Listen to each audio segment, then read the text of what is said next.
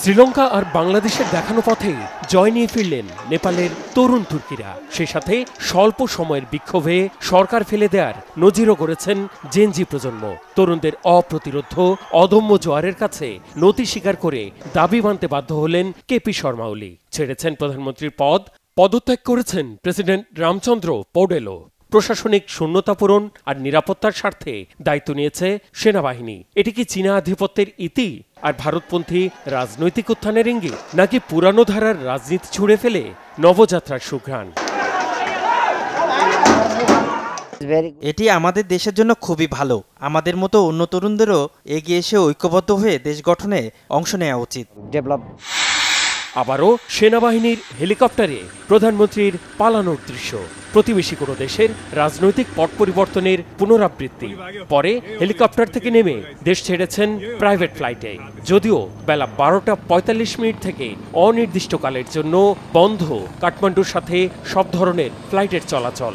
এতে চরম ভোগান্তিতে পড়েন কাঠমান্ডু ভ্রমণে যাওয়া বাংলাদেশ সহ বিভিন্ন দেশের নাগরিকরা। নেপালে ঘটনাবহুল পরিস্থিতি প্রতি মুহূর্তে চমকের জন্ম দিয়েছে। বিদ্যুৎ গতিতে পাল্টেছে পরিস্থিতি। ৮ সেপ্টেম্বর কাঠমান্ডুর প্রতিবাদ কর্মসূচিতে আইনশৃঙ্খলা বাহিনীর প্রতিরোধে শতাধিক মানুষ হতাহত হলে নজিরবিহীন বিশৃঙ্খলার শিকার হয় হিমালয় কন্যা নেপাল। আগুন দেয়া হয় পার্লামেন্ট ভবনে। আন্দোলনে সহযোদ্ধাদের রক্তাক্ত পরিণতিতে বিক্ষুব্ধরা ক্ষোভ উগরে দেন সরকারি স্থাপনা আর বাসভবনে। আগুন দেয়া হয় প্রধানমন্ত্রীর ওলির ব্যক্তিগত বাসভবন। প্রেসিডেন্ট, গভর্নর ছাড়াও বর্তমান ও সাবেক মন্ত্রী আর গুরুত্বপূর্ণ নেতাদের অনেককে নিরাপদ আশ্রয়ে সরিয়ে নিয়েছে সেনাবাহিনী। আগুন দেয়া হয়েছে ললিতপুর জেলার সানেপায় অবস্থিত নেপালি কংগ্রেস পার্টির প্রধান কার্যালয়ে। হামলা হয়েছে দলের সভাপতি সাবেক প্রধানমন্ত্রী শের বাহাদুর দেওবার ওপর। বেধড়ক মারধরে রক্তাক্ত অবস্থায় উদ্ধার করা হয় তাকে। রাস্তায় বিক্ষুব্ধ জনতার ধাওয়া আর মারধরের শিকার হয়েছেন অর্থমন্ত্রী বিষ্ণুপ্রসাদও।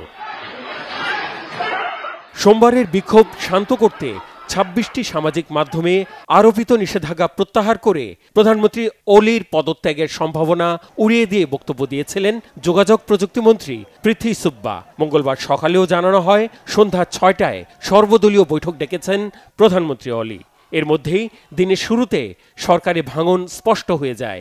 সোমবার সন্ধ্যা থেকে একে একে পদত্যাগ করেন স্বরাষ্ট্র, কৃষি আর স্বাস্থ্যমন্ত্রী।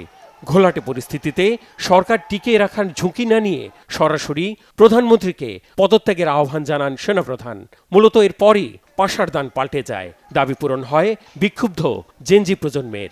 কমিউনিস্ট পার্টি অব নেপালের কেপি শর্মা ওলি ২০২৪ সালের ১৫ জুলাই তৃতীয়বার প্রধানমন্ত্রীর শপথ নেন। চীনপন্থী এই নেতা মেয়াদ পূরণের আগে মাত্র ১৬ মাসের মাথায় পদত্যাগ করতে হলো। এ নিয়ে ১৮ বছরে ১৪ বার সরকার বদল দেখল নেপালবাসী।